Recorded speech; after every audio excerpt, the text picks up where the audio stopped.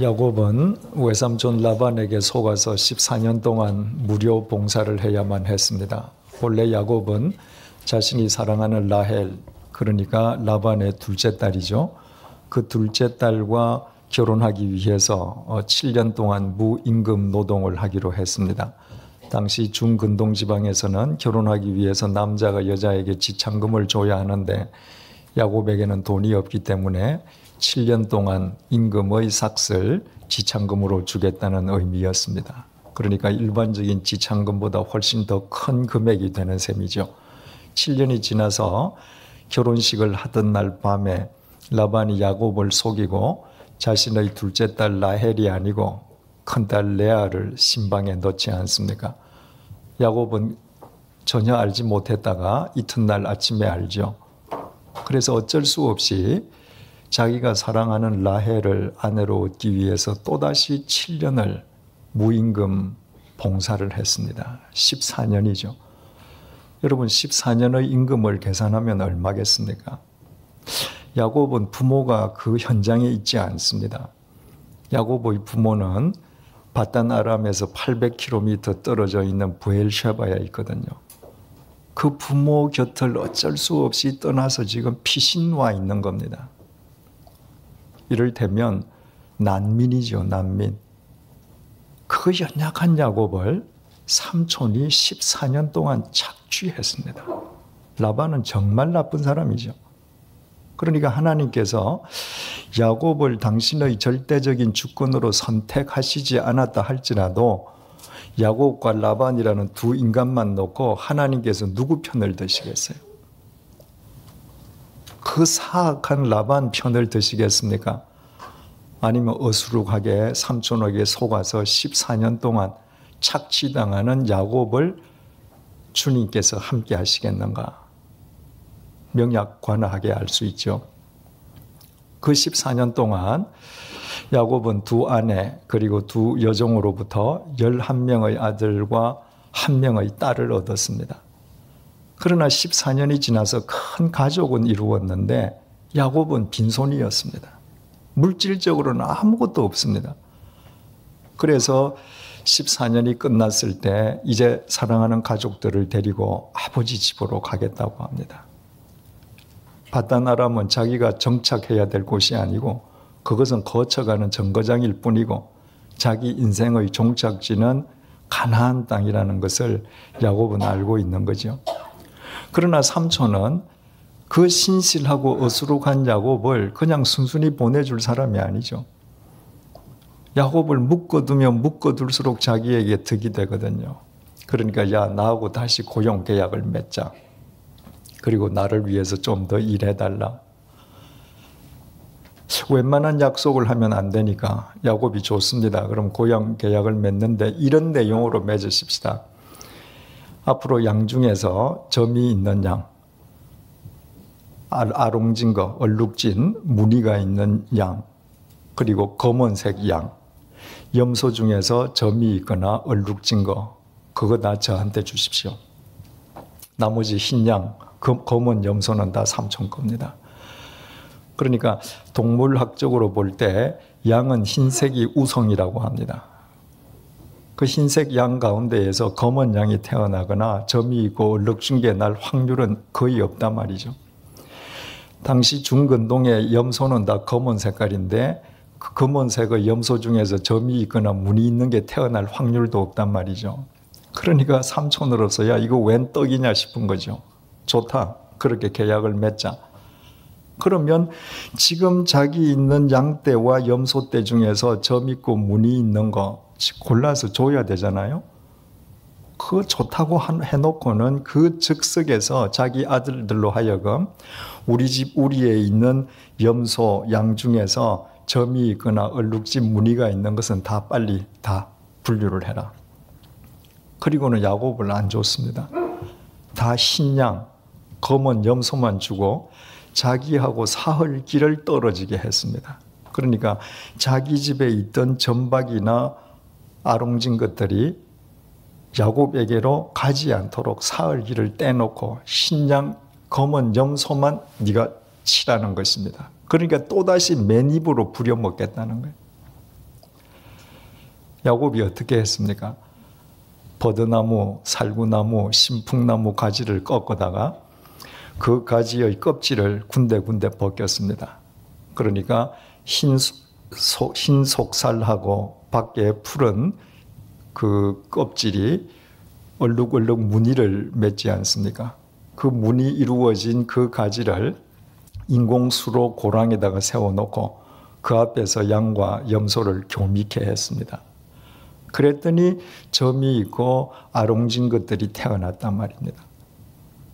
그리고 야곱이 가만히 보고 실하고 튼튼한 양이나 염소가 있으면 그렇게 아롱진 무늬가 나오도록 하고 연약한 게 있으면 흰색 그대로 두고 이렇게 해서 야곱의 양떼, 가축대가 많아졌다는 것입니다.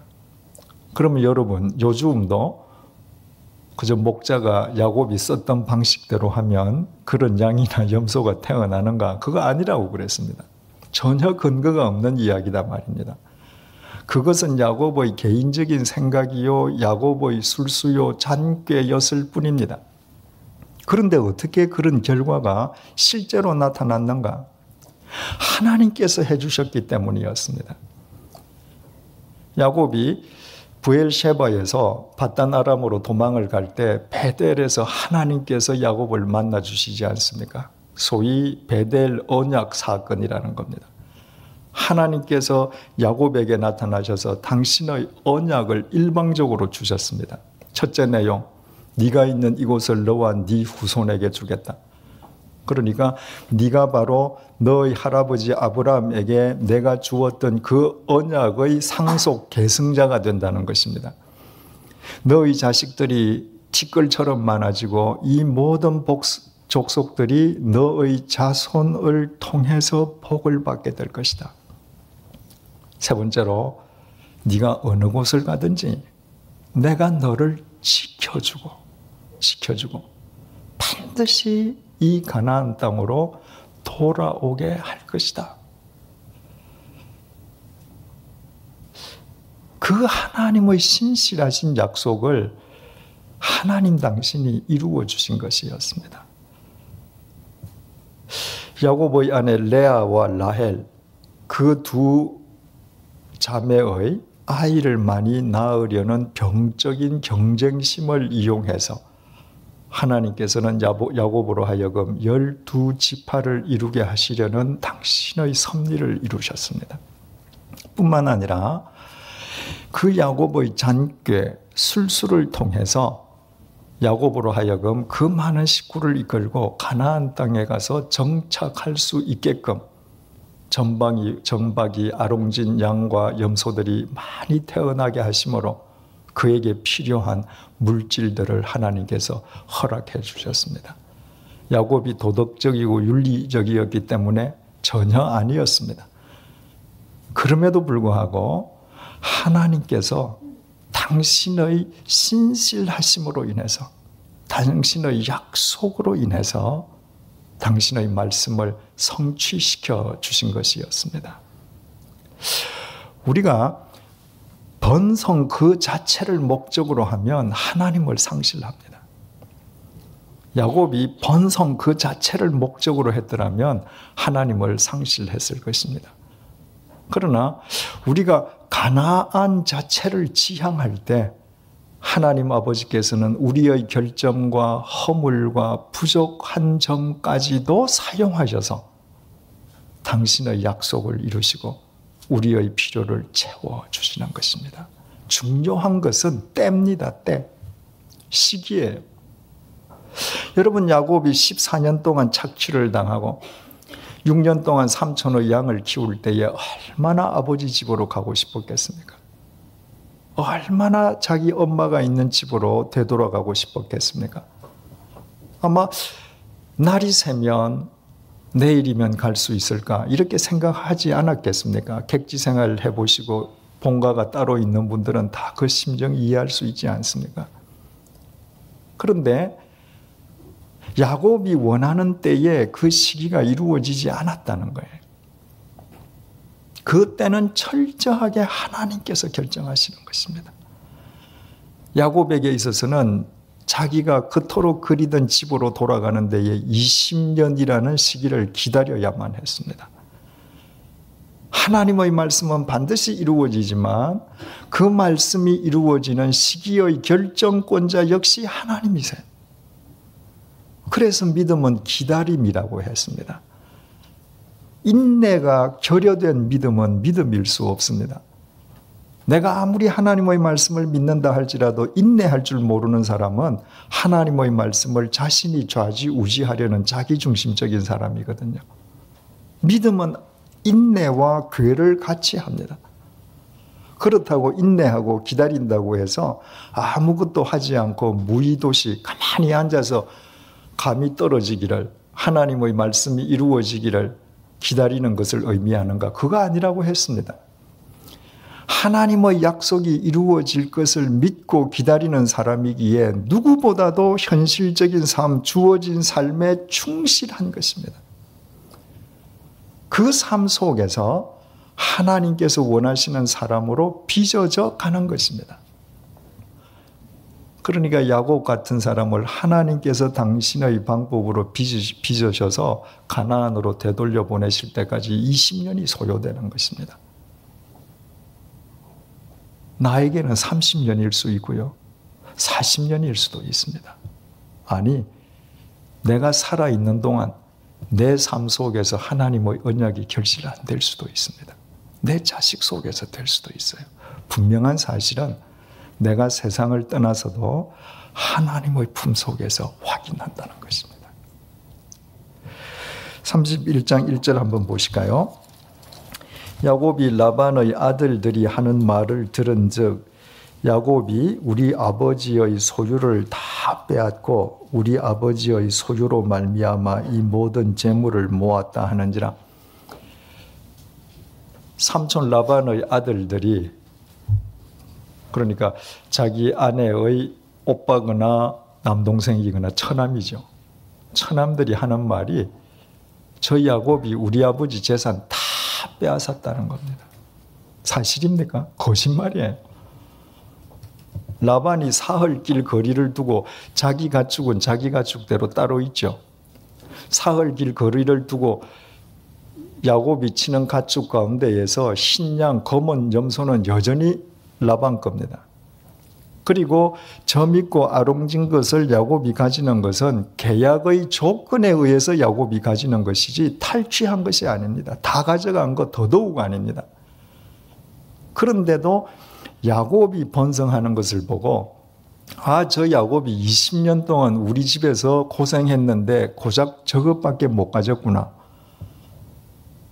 20년 고생했으면 좀 더 벌었어야 되는데 이렇게 생각하는 게 아니라 20년 고생한 사람을 두고 우리 아버지 것 다 가져간다. 여러분, 그 아버지의 그 아들이죠. 이 라반의 아들이니까 그런 겁니다. 사랑하는 조카, 나머지 사람이 아니에요. 조카를 착취하는 것을 보고 자란 아들들이기 때문에 사촌에 대해서 자기 자형이 되든 매형이 되든 자기 친척인 야곱을 이렇게 모함하는 것입니다. 여러분, 자식은 절대로 부모의 틀에서 벗어나지 못합니다. 부모가 탐욕만을 위해서 살아가면 자식은 결국 아무리 고학력 소유자라 할지라도 부모를 쫓게 되어 있습니다. 이 세상에서 가장 부모의 영향을 많이 받는 사람은 자식이거든요. 어제 성숙자반에서도 말씀드렸습니다마는 좋은 자식은 좋은 부모가 만든단 말입니다. 좋은 자식은 절대로 학교 선생이 만들어주지 않습니다. 좋은 자식은 세계 유수한 대학교 교수가 만들어주지 않습니다. 그들은 지식의 정보만 줄 뿐이에요. 좋은 자식을 만드는 1차적인 책임은 좋은 부모가 되는 데 있습니다. 요즘은 좋은 부모가 되는 것을 비싼 과외시키고 좋은 학교 보내고 사회적으로 좋은 경력, 학력, 그런 옷을 입혀주는 것이라고 그랬죠. 그죠? 그 그렇게만 자식을 키우기 때문에 그렇게 애써서 키운 자식들로부터 부모가 다 나이 들어서 홀대받는다고 했습니다. 내가 그렇게 절약해가면서 가외시켜서 공부시켰는데 그 아이가 커서 출세해서는 부모를 지모로 여기는 것입니다. 좋은 부모는 좋은 심성으로 살아가는 사람이라고 했습니다. 내가 바른 심성으로 살아가면 내 자식도 바른 심성의 사람이 됩니다. 그 자식이 나가서 이 세상 속에서 사람과의 바른 관계 속에서 하나님의 통로가 되는 것이고 그 바른 심성의 자식이 아버지에게도 바른 자식이 되는 것입니다. 2절 한번 볼까요? 야곱이 라반의 안색을 본즉 자기에게 대하여 전과 같지 아니하더라. 그 아버지의 그 아들, 그 아들의 그 아버지잖아요. 자식들이 아버지, 제가 아버지 재산 다 저렇게 빼앗아 갔습니다. 훔쳐 갔습니다. 그러면 아버지가 야단치야죠. 너희들 무슨 소리냐? 야곱이 우리 집에 와서 20년 동안 우리에게 얼마나 경제적인 덕을 줬냐? 그래야 되는데 자식의 말을 듣고 아버지의 안색이 바뀌었습니다. 아마 눈자위가 싹 돌아간 것 같아요. 3절 여호와께서 야곱에게 이르시되 내 조상의 땅 내 족속에게로 돌아가라. 내가 너와 함께 있으리라. 바로 그때 하나님께서 야곱에게 직접 말씀하셨습니다. 야곱아, 내 조상, 내 족속 땅으로 돌아가라. 가나안 땅으로 돌아가라. 내가 너와 함께 있을 것이다. 여러분, 야곱이 하나님의 음성을 언제 들었습니까? 20년 전이에요. 바단 아람으로 도망올 때 베델에서 하나님의 음성을 들었습니다. 그리고 20년이 지났습니다. 20년이 지나서 다시 처음으로 하나님의 음성을 듣는 것입니다. 그 20년 동안은 하나님의 음성이 들려본 적이 없습니다. 여러분, 20년 전에 야곱에게 말씀하신 하나님께서 20년이 지나서 야곱에게 말씀하셨다고 해서 그 20년 동안 하나님이 어디 출장 다녀오셨습니까? 그 20년 동안 하나님께서 야곱이 무엇을 하는지 어떻게 사는지 안 보신 것입니까? 아닙니다. 다 보셨습니다. 이 뒤에 가면 우리가 다시 확인하겠지만 20년 동안 하나님의 말씀은 들리지 않았지만 그러나 그 20년 동안 하나님께서는 단 한순간도 빠짐없이 야곱과 함께 하셨습니다. 하나님께서 약속하셨잖아요. 네가 어디로 가든지 내가 반드시 너를 지키고 네가 이 땅으로 돌아오기까지 내가 너와 함께 할 것이다. 여러분, 우리는 때로는 드라마틱하게 하나님을 경험하기 원합니다. 마치 뇌성가도 같은 하나님의 음성을 듣기를 원합니다. 이 세상 그 누구도 부인할 수 없는 하나님을 내 눈으로 보고 경험하기를 원합니다.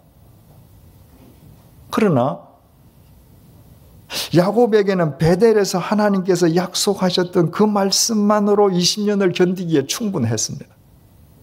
하나님께서 우리에게 주신 이 성경 말씀만으로 우리는 충분해요. 내 귀에 아무 소리가 안 들려도 내 눈에 아무것도 안 보여도 그분은 나의 일거수일투족을 보고 계시고 내 삶 속에서 당신의 뜻을 이루어 가신다는 것을 내가 깨달을 때에만 우리는 어떤 상황 속에서든 신실한 그리스도인으로 살아갈 수 있는 것입니다. 찬송가 작사자 미탄이라는 사람이 작사한 가사 중에 이런 가사가 있죠. 이 눈에 아무 증거 아니 보여도 믿음만을 가지고서 늘 걸으며 이 귀에 아무 소리 아니 들려도 하나님의 약속 위에 서리라. 걸어가세 믿음 위에 서서 나가세 의심 버리고 걸어가세 믿음 위에 서서 눈과 귀에 아무 증거 없어도. 여러분, 안 보여도 괜찮습니다. 안 들려도 괜찮습니다. 우리에게 주신 이 언약의 말씀, 이 위에 서서 한 발자국 한 발자국 뛰어나아갈 때 내가 생각할 수 없는 방법으로 하나님께서는 나를 책임지시는 것이에요. 17절 말씀 보십시다. 이제 하나님의 말씀을 듣고 야곱이 두 아내를 불러서, 라반 자기에게는 삼촌인 동시에 장인이죠. 그리고 처들에게서는 아버지, 너희 친정 아버지가 내게 이렇게 몹쓸 짓을 했다. 그리고 하나님께서 이제 내 고향으로 되돌아가라고 하시니까 같이 가자. 그 두 아내가 100% 흔쾌히 동의를 했습니다. 그래서 이제 가솔들을 거느리고 고향으로 되돌아가기 시작하는 거예요. 17절. 야곱이 일어나 자식들과 아내들을 낙타들에게 태우고 그 모은 바 모든 가축과 모든 소유물, 곧 그가 밧단 아람에서 모은 가축을 이끌고 가나안 땅에 있는 그의 아버지 이삭에게로 가려 할세. 어디로 가는가? 아버지 이삭 집으로.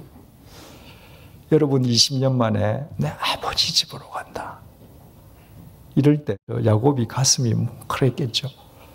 그런데 18절, 그 모은 바 모든 가축과 모든 소유물, 곧 그가 밧단 아람에서 모은 가축을 이끌고, 지금 이끌고 가는 겁니다.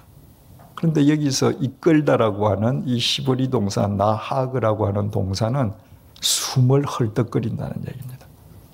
그냥 찬찬히 이끌고 가는 것이 아니라 지금 야곱이 숨이 찰 정도로 허겁지겁 떠나는 모양새를 이렇게 표현하고 있는 것입니다. 19절, 그때에 라반이 양털을 깎으러 갔으므로, 중근동 지방에 있는 목축업자들은 꼭 봄이 되면 양털을 깎는 행사를 갖습니다. 그러니까 야곱이 20년 만에 자기 고향으로 되돌아가는 이 시기가 계절적으로 봄이었음을 알게 됩니다.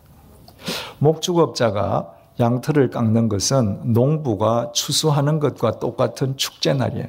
그 양털을 깎는 거, 이게 다 돈이거든요. 그래서 보통 한 번 양털을 깎으면 사흘씩 계속되는데 자기 집의 모든 식소를 그 양털 깎는 데 다 동원시키는 것입니다. 그리고 밤마다 사흘 동안 축제를, 잔치를 벌입니다. 그러니까 라반이 그 양털을 깎으러 자기 가축대에 있는 데 가서 양털을 깎는 그 시기를 이용해서 지금 야곱이 숨을 헐떡거리면서 지금 도주하는 거예요. 19절, 그때에 라반이 양털을 깎으러 갔으므로 라헬은 그의 아버지의 드라빔을 도둑질하고, 라헬이 자기 아버지의 드라빔을 도둑질했습니다. 드라빔이라고 하는 것은 당시 중근동 지방에 한 가문 혹은 가정의 수호신으로 섬기던 우상을 의미합니다. 이 히브리 원문의 드라빔이 복수형으로 기재되어 있거든요. 그러니까 뭐 우상이 하나가 아니라 이런저런 우상이 있는데 이걸 지금 몽땅 라헬이 훔쳐서 가는 거예요. 여러분, 라헬은 세상에 태어나서 지금 800km 부엘셰바로 가야 되는데 그렇게 먼 여행을 처음 해보거든요. 두렵겠죠. 그러니까 뭔가 신적 도움이 필요한 거예요. 그러니까 자기 아버지 집에서 자기 아버지가 늘 수호신으로 모시던 드라빔을 훔쳐갑니다. 그 수호신의 도움을 받아야 되겠다는 것이죠. 야곱이 두 아내들에게 자기 친정아버지가 자기 장인이 자기에게 얼마나 몹쓸 짓을 했는지를 설명하고, 그러므로 하나님의 명령에 따라서 가나안 땅으로 가자라고 했을 때 라헬과 레아가 16절을 통해서 이렇게 말했습니다. 하나님이 우리 아버지에게서 취하여 가신 재물은 우리와 우리 자식의 것이니 이제 하나님이 당신에게 이르신 일을 다 준행하라. 말하는 거 보면 꼭 하나님 잘 믿는 사람 같아. 그런데 그 하나님은 남편 야곱의 하나님이었을 뿐입니다. 아직까지 라헬 자신의 하나님이 아닙니다. 자신은 우상을 여전히 의존해야 돼요.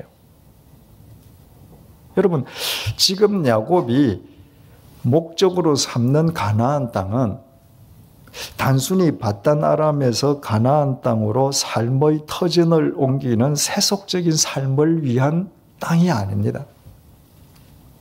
그 땅은 하나님의 언약을 위한 언약의 땅이에요. 그 땅을 아내들을 데리고 가려고 하면 하나님이 어떤 분이신지 그 가족들에게 일깨워 줘야죠. 그 가나안 땅으로 들어가기 위해서는 신앙적인 결단과 삶의 정화의 과정을 한번 거쳐야 합니다. 그런데 야곱은 그것을 거치지 않습니다. 여러분, 모든 남자들은 가장의 역할을 책임지는데 단순히 경제적인 가장에 만족해서는 안 됩니다. 영적인 가장이 되어야 합니다. 신앙적인 가장이 되어야 합니다. 하나님께서 아담에게 이 선악과를 먹으면 정령 죽는다 말씀하셨거든요. 근데 그 선악과를 누가 먼저 따먹었습니까? 여자가 먼저 따먹었습니다. 분명히 여자죄죠. 성경은 여자죄라고 하지 않습니다. 그 여자가 따먹고 이거 선악과라고 준 거 아니거든요. 자기도 먹고 맛있다고 남편 먹으라고 했으니까 남편은 선악과인지도 모르고 평소에 먹던 다른 과일인지 알고도 먹었을 수 있지 않습니까? 주범은 여자고 남자는 종범이죠. 그런데도 성경은 아담으로 인해서 죄가 세상에 들어왔다고 말하지 하와로 인해서 세상에 죄가 들어왔다고 말하지 않습니다. 왜? 하나님께서 말씀을 주신 대상이 아담이거든요. 그 아담이 가장이거든요. 책임을 져야 하는 것입니다. 하나님께서 약속의 말씀을 라헬에게 주시지 않았습니다. 야곱에게 주신 거예요. 그러면 야곱이 자기의 아내를 데리고 그 언약의 땅으로 들어가려고 하면 당연히 그 말씀을 아내와 함께 나누고 들어가야죠. 그런데 야곱이 아직까지도 그런 생각을 못했습니다. 20절 야곱은 그 거취를 아람 사람 라반에게 말하지 아니하고 가만히 떠났다. 여기에서 우리나라 말은 거취라고 번역했지만 히브리 원문에는 도망이라고 되어 있습니다. 그의 도망감을 누가 도망가는 사람이 도망갑니다 하고 가겠습니까? 그죠? 그게 말도 안 하고 주랭랑 쳤다 이 말입니다. 여러분, 하나님께서 뭐라고 하셨습니까? 3절에 내 조상의 땅 내 족속에게로 돌아가라. 내가 너와 함께 있을 것이다. 그러면 야곱은 당당하게 정도를 걸었어야 했습니다. 라반이 아무리 교활한 사람이고 또 무슨 수를 쓸지 모른다 할지라도 통보를 함으로 인해서 어떤 손해를 본다 할지라도 정도를 걸었어야 했는데 삼촌 모르게 그냥 살짝 도망을 갑니다. 아직까지 하나님께서 너와 함께 하실 것이라는 말을 머리로는 이해했지만 이게 마음으로 아직까지 안 믿어지는 것입니다. 두려운 거예요. 21절 그가 그의 모든 소유를 이끌고 강을 건너 길르앗산을 향하여 도망한 지 3일 만에 야곱이 도망한 것이 라반에게 들린지라. 야곱이 식구들을 다 데리고 도망을 간 지 사흘 만에 야곱이 도망갔다는 소문이 라반에게 들렸습니다. 왜 사흘 걸렸을까요? 본래 사흘 길 거리거든요. 그러니까 사흘 만에 라반에게 그 소식이 들어갔다고 하는 것은 야곱이 도망가는 즉시로 누군가가 가르쳐 준 거죠. 그죠?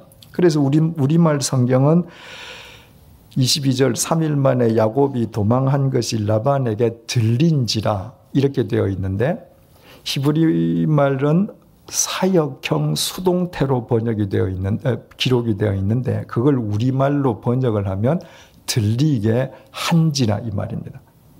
그걸 설명을 하면 이런 말이에요. 라반이 야곱이 사는 동네에 정탐꾼을 심어둔 겁니다. 그래서 쟤 도망가거나 하면 언제든지 보고해. 그래서 보고가 들어갔다고 말이에요. 그러니까 라반은 저 믿고 얼룩진 거 다 빼내고 신양하고 검은 염소만 주고 키우게 하면서도 그 조카를 못 믿어서 정탐꾼을 심어둔 겁니다. 그 소식을 들었습니다.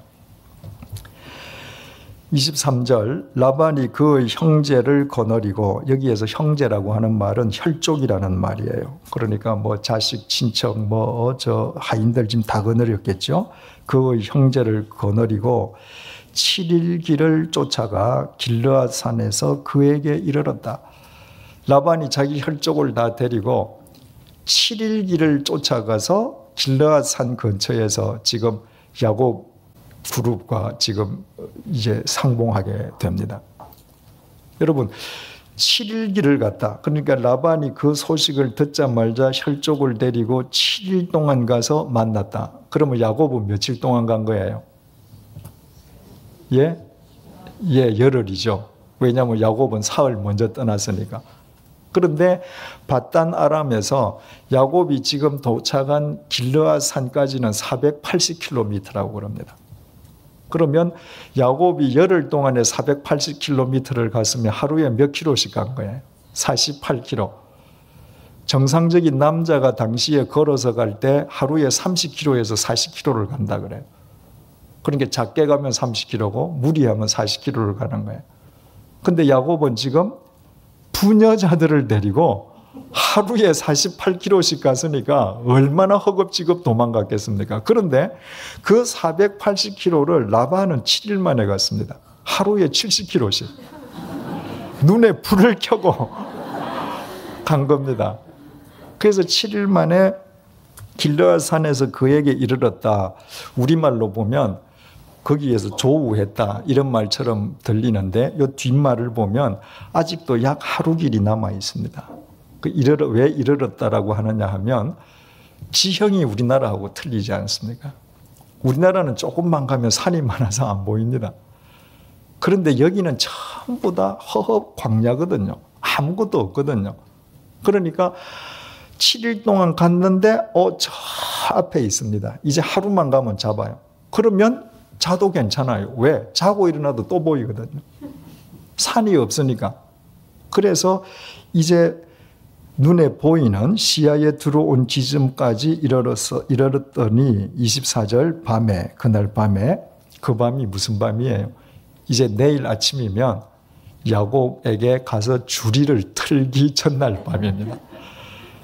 그러니까 야곱 일행을 지금 야곱 일행이 자기 시야에 들어왔으니까 한편으로는 잡았다. 득이 만만하기도 하고 또 한편으로는 자기 시야에 들어왔으니까 더 분기탱천하기도 하고 이거 만나서 어떻게 주리를 틀까? 지금 이 생각하고 있을 때인데 24절 밤에 하나님이 아람 사람 라반에게 현몽하여 이르시되 너는 삼가 야곱에게 선악간에 말하지 말라 하셨더라. 너는 삼가, 여기에 삼가라고 하는 말이 샤마르, 너는 스스로 조심해라. 라반아, 너 조심해. 까불지 마. 하나님은 하나님이시니까 점잖으셔서 말씀 안 하셨지. 사람 같으면 이 뒤에 무슨 말이 붙겠어요? 너 까불지 마. 죽어. 네. 그러면서 라반에게 하시는 말씀이 선악간에 말하지 마라. 네가 가서 옳고 그름을 따지지 마라. 하나님께서 경고하셨습니다. 너 조심해라. 25절 라반이 야곱을 뒤쫓아 이르렀으니 야곱이 그 산에 장막을 친지라 라반이 그 형제와 더불어 길르앗 산에 장막을 치고 그 다음 날 이제 야곱을 따라잡았습니다.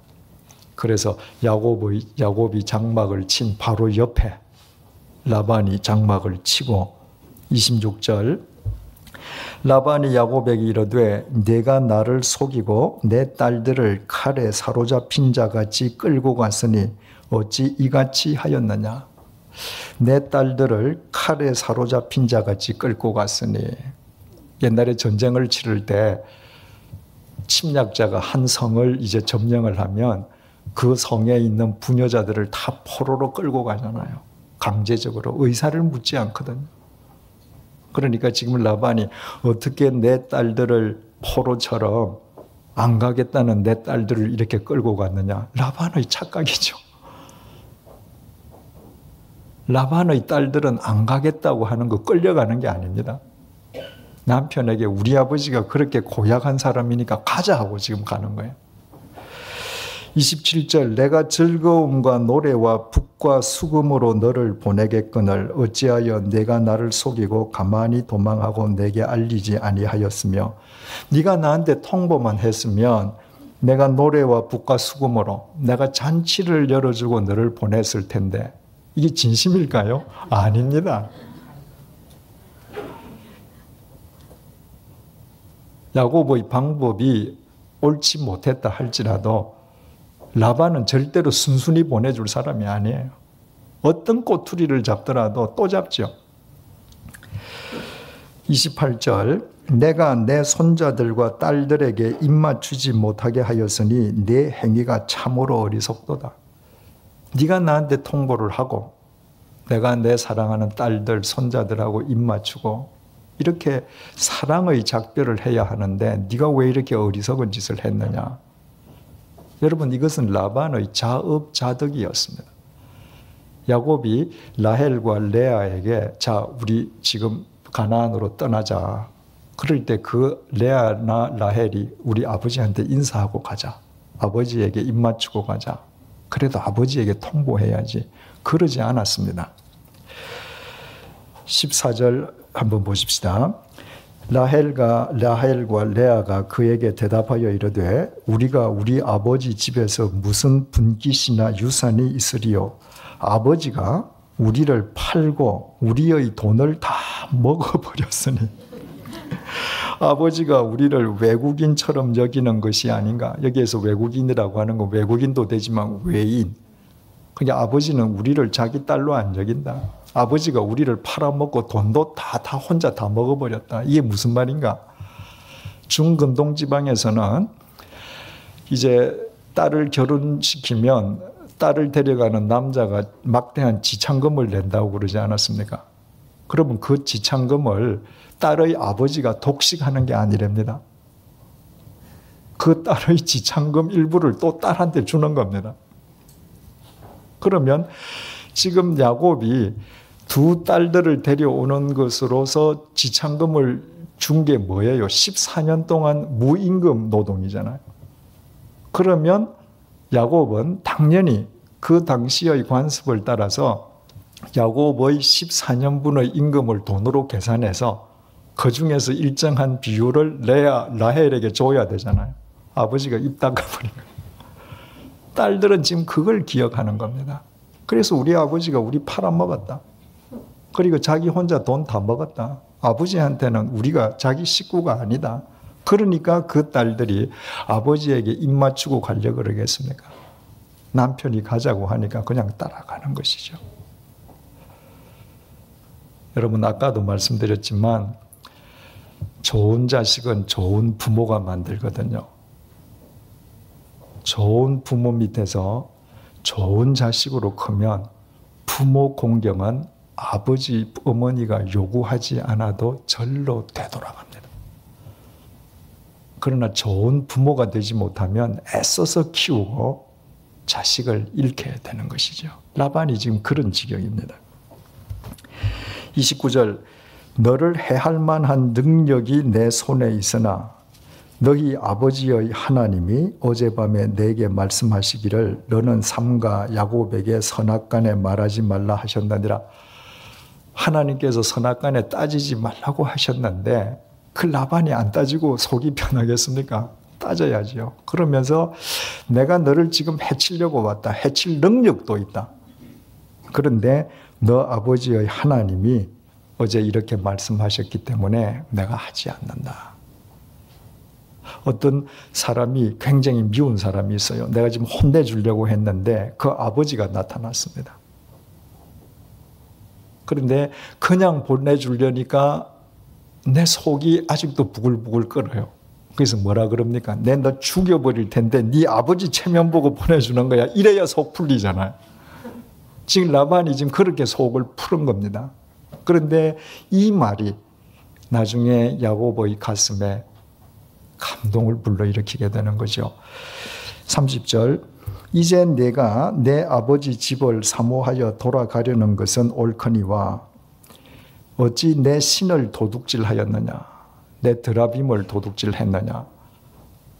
그러니까 라반이 지금 눈에 불을 켜고 하루에 70km씩 쫓아온 것은 야곱의 주리를 트는 목적도 있지만 없어진 우상, 수호신을 찾으려고 하는 목적도 있음을 알게 됩니다.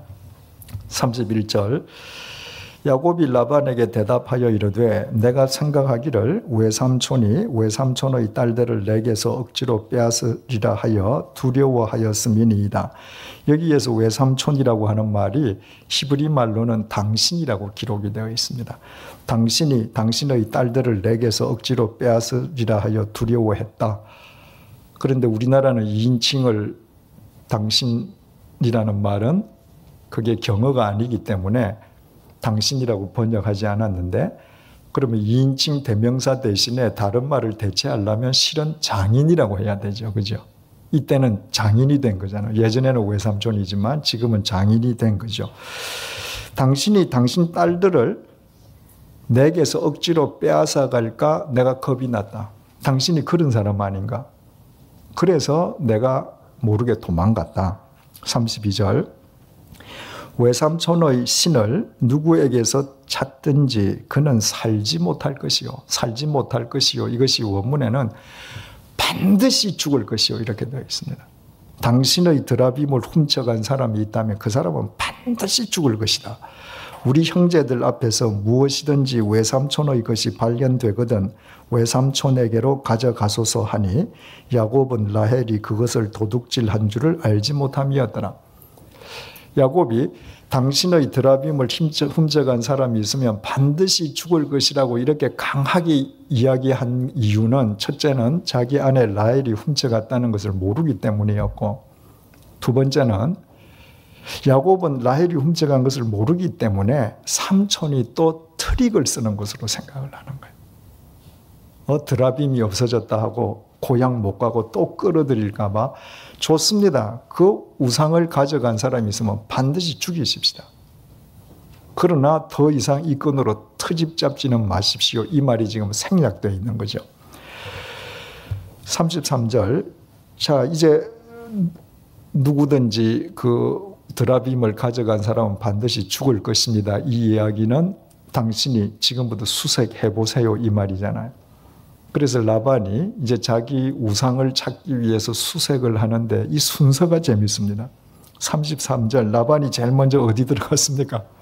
야곱의 장막에. 여전히 라반은 야곱 안 믿어요. 그렇게 충성을 해도 제일 의심스러운 대상이 야곱입니다. 가서 찾았는데 없거든요. 두 번째가 누구예요? 레아 큰딸입니다.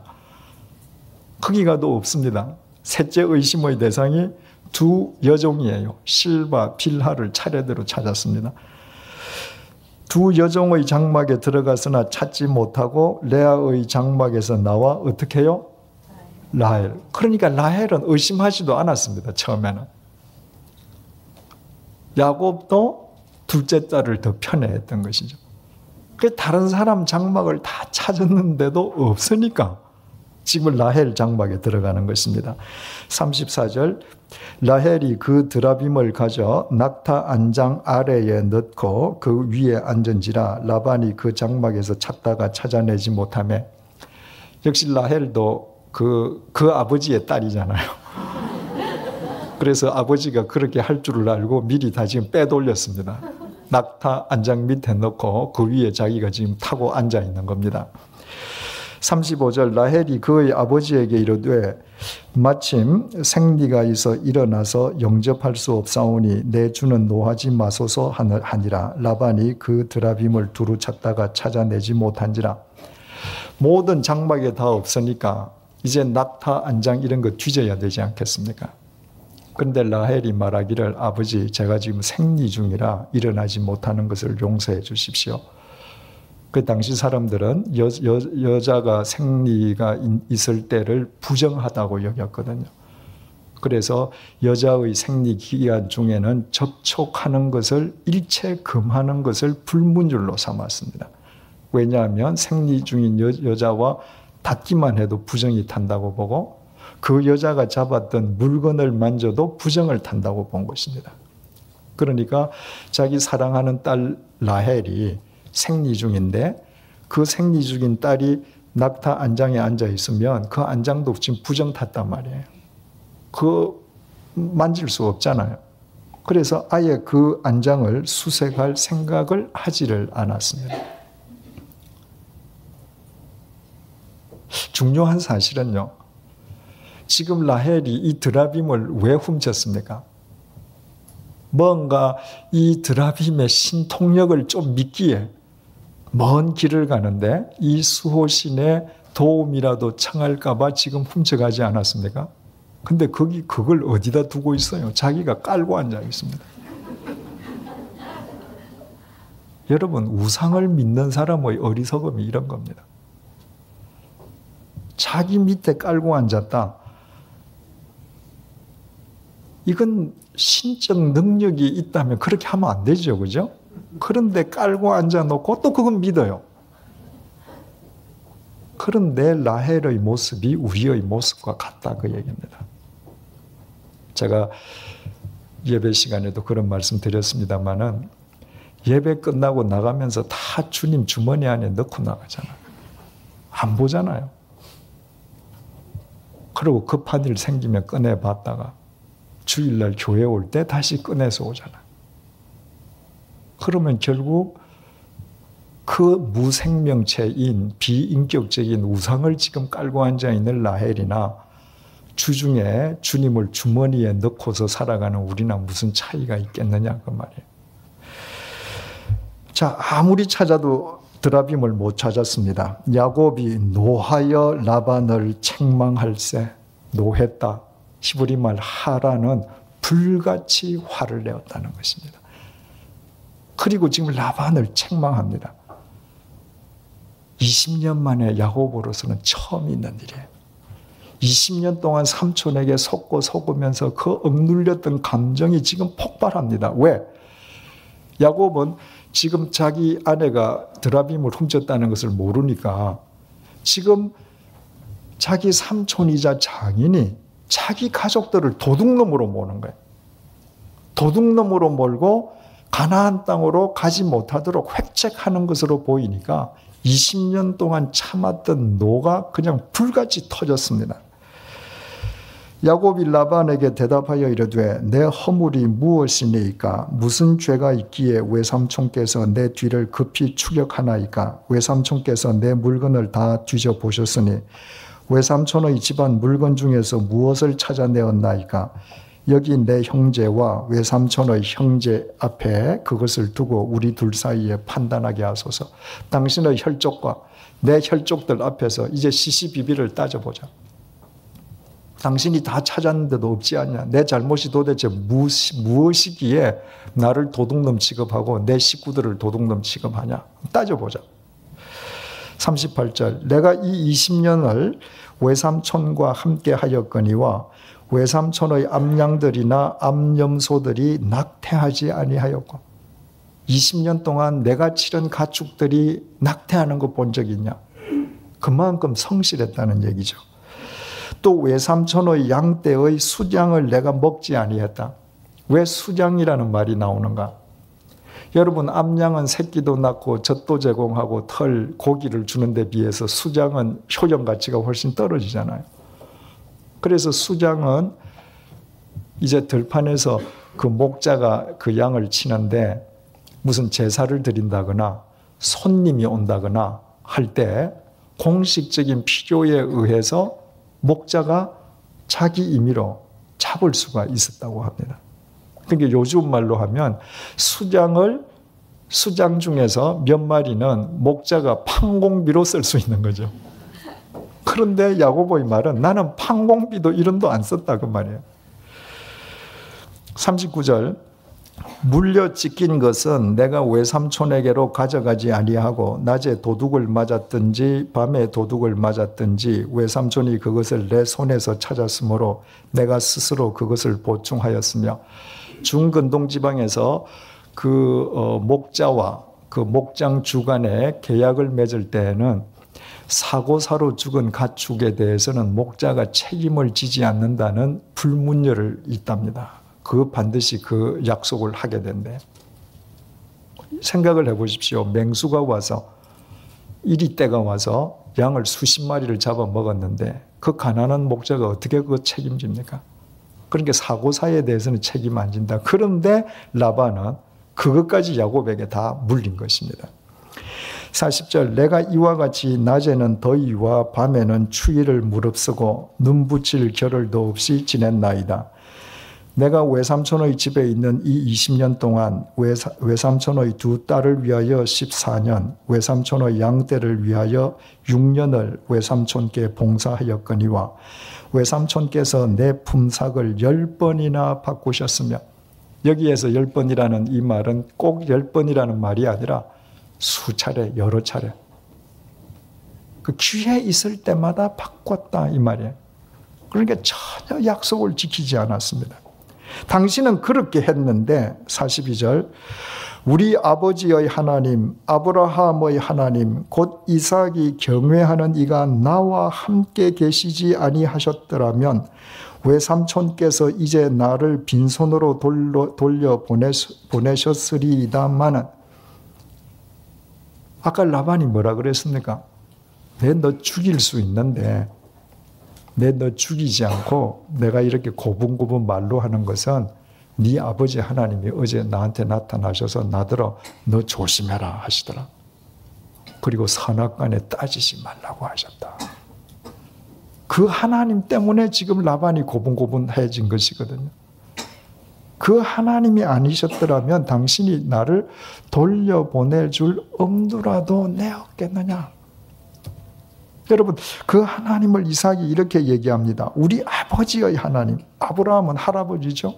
할아버지의 하나님, 곧 이삭, 또 아버지죠. 아버지가 경외하는 이가 나와 함께 계시지 않았더라면, 우리 할아버지가 그렇게 얘기하시던 그 하나님, 우리 아버지가 하나님 잘 믿으라고 그렇게 얘기하시던 그 하나님이 20년 전에 베델에 나타나시고 열흘 전에 나보고 떠나라고 하셨는데, 그 하나님이 당신 속에서도 역사하셔서 나를 내어 보내주지 않을 수 없도록 하시더라. 그 지금 확인한 것입니다. 그래서 야곱이 이렇게 얘기합니다. 곧 이삭이 경외하는 이가 나와 함께 계시지 아니하셨더라면 외삼촌께서 이제 나를 빈손으로 돌려 보내셨으리이다마는 하나님이 내 고난과 내 손의 수고를 보시고 어젯밤에 외삼촌을 책망하셨나이다. 여러분, 하나님이 공평하십시다. 하나님이 뭘 하셨다고요? 보시고 공평하십시다. 뭘 보셨어요? 내 고난, 내모 평하십시다. 내 고난. 또 뭘 보셨어요? 내 손의 수고, 내모 평하십시다. 그리고 그 하나님이 나를 그토록 괴롭히고 착취하던 라반을 책망하셨습니다. 왜? 그 하나님께서 내 수고와 나의 고난을 보셨기 때문입니다. 이것이 야곱의 고백이었습니다. 여러분, 아까도 말씀드렸듯이 베델에서 야곱에게 말씀하셨던 하나님께서는 20년 동안 말씀하시지 않았습니다. 20년이 지나서 이제 이 땅을 떠나가거라, 내가 너와 함께 있겠다라고 말씀하셨습니다. 그런데 그 하나님께서 20년 동안 말씀하시지 않았다고 해서 자기를 보지 않은 것이 아니라 자기의 모든 수고와 모든 고난을 다 보셨다는 거예요. 그리고 라반이 자기에게 그렇게 나쁜 짓을 하는데 그 라반을 통해서 자기를 새롭게 빚으신 뒤에 하나님의 때가 되셨을 때 하나님께서 그 라반을 친히 책망하시고 자기를 보내게 해주셨다는 것입니다. 여러분, 이 야곱의 고백이 오늘 하나님께서 우리의 마음속에 심어주시는 하나님의 말씀입니다. 여러분, 지금 그리스도인으로 살기 위해서, 하나님의 말씀을 쫓기 위해서 수고하고 계십니까? 여러분의 삶의 현장에서 고난을 당하고 계십니까? 하나님은 보고 계십니다. 아까도 말씀드렸죠. 이 눈에 아무 증거 아니 보여도 믿음만을 가지고서 늘 걸으며 이 귀에 아무 소리 아니 들려도 하나님의 약속 위에 서리라. 걸어가세 믿음 위에 서서 나가세 의심 버리고 걸어가세 믿음 위에 서서 눈과 귀에 아무 증거 없어도 여러분이 어떤 고생과 어떤 고난 속에 있다 할지라도 야곱의 하나님이 여러분의 하나님이시오. 하나님의 때가 될 때 하나님께서 이처럼 다 보셨다고 야곱처럼 고백할 수 있음을 소망 가운데의 믿음으로 걸어가야 될 길을 걸어가시기를 축원드립니다. 기도하시겠습니다.